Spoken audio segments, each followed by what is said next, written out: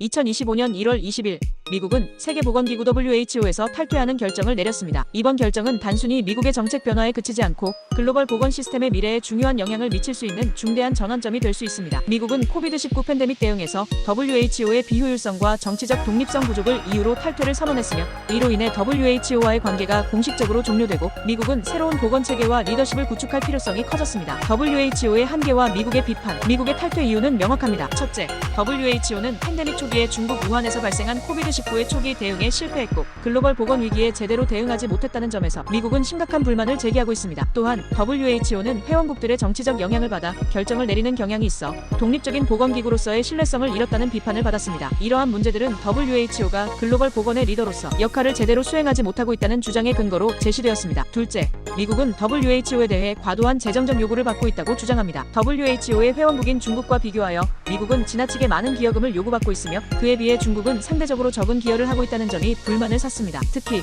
세계에서 가장 큰 경제대국인 미국이 감당해야 할 비용과 실제 기여도 간의 불균형이 미국의 탈퇴를 부추긴 주요 요인으로 보입니다. 미국의 새로운 방향. 미국은 WHO에서 탈퇴하면서 단순히 국제보건기구와의 관계를 끊는 것에 그치지 않습니다. 미국 정부는 팬데믹 대응과 글로벌 보건 리더십에 대한 새로운 방향을 설정하고자 합니다. 특히 미국은 WHO가 담당했던 업무를 대체할 수 있는, 신뢰할 수 있는 파트너를 찾아야 하는 과제에 직면해 있습니다. 이를 위해서는 국제적인 협력망을 새롭게 구축하고 다른 국가들과의 공조를 강화하는 전략이 필요할 것입니다. 또한 미국은 2024년 글로벌 건강 안보 전략을 검토하고 대체할 계획을 세우고 있습니다. 이는 미국이 글로벌 보건 위기를 더욱 효과적으로 대응하기 위한 새로운 전략을 마련하려는 의지를 보여줍니다. 그러나 중요한 점은 이러한 전략이 국제사회와 어떻게 협력할 것인가 하는 문제입니다. 단독적인 대응이 아닌 다자간 협력과 공조의 중요성을 간과해서는 안 될 것입니다. WHO의 미래와 글로벌 보건 시스템의 재편. 미국의 탈퇴는 WHO에 대한 신뢰를 크게 흔들 수 있으며 다른 국가들이 WHO의 역할과 리더십의 의문을 제기할 가능성도 존재합니다. 그럼에도 불구하고 WHO는 여전히 많은 국가들에게 중요한 역할을 하고 있으며